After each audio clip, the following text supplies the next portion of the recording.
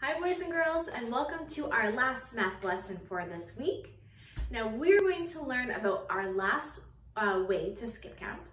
Earlier this week, we learned and practiced how to skip count by twos. We also learned how to skip count by fives. Now when we talked about those things, we said sometimes things come in those size groups. All of our shoes and socks and mittens come in pairs in twos, so it's easier to skip count those by two. We said that some things come in groups of fives, like the fingers on our hand, or even the tally marks that we use for surveys and for graphs. Now, the last way we're going to learn today is skip counting by tens, because sometimes things come in even bigger groups. So for example, maybe all the toes that I have 10, that's in a group of 10, or maybe even something like this. I have a book and it has 10 pages in it. I can use my skip counting by tens to go through and count all the pages in my books.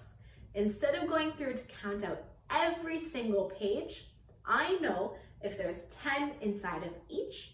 When I count, I just add on 10 each time and I can skip count. So let's go through our books and see how many pages I have all together. So I have 10, 20, 30, 40. In these books, I have 40 pages altogether. Now 40 is a lot, and we were able to count that so quick when I was skip counting by tens. So now let's take a look on what skip counting by tens looks like on our hundreds chart. So with our other numbers, skip counting by twos and fives, on our hundreds chart, we were able to see how many numbers we skip or jump over when we are doing that. So for skip counting by tens, I'm going to skip over all of these numbers. I'm going to skip over 9 whole numbers and say the 10th. So wow, look at all the numbers I have to take off.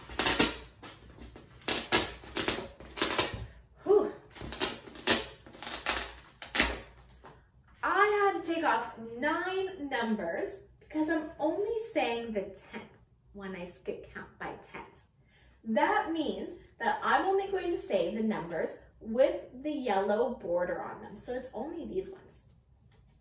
Now what's really neat about these numbers is I see the green on these numbers. That means I use this when I skip counted by twos. I also see that these numbers are purple. The purple numbers were the ones we used to skip count by fives. And then today they have the yellow border. So these tens numbers I use in each of my skip counting. No matter how I skip count, these always come in. But now skip counting by tens today, it's the only numbers we're going to use. So now do you think this is going to be faster than skip counting by twos and fives?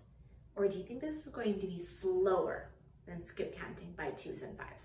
Well, let's take a look. Let's count together from 10 all the way to 100, skip counting by tens. Are you guys ready? 10, 20, 30, 40, 50, 60, 70, 80, 90, 100. Woo! That was so fast. That was quicker than skip counting by twos and fives. Because look at all of the numbers we skipped. We jumped over all of these numbers on the hundreds chart and only said this last row. So skip counting by tens helps us when we're counting a large group of numbers or a large group of items. And it is quicker because we're only using our tens numbers. Now, every time we use our hundreds chart, we could see rows and patterns of the numbers we were counting. So now this activity will be quicker for you. I want you guys to click the link that's inside of this assignment. It's going to take you to that same online hundreds chart. You're going to choose a new color and highlight just the numbers we're going to use for skip counting by tens. This one will be quick because it is only one row. Of course, once you're done with your hundreds chart, practice saying it out loud. And then also take a screenshot of the work you did and upload it into the Dropbox for this activity. All right, boys and girls, have fun.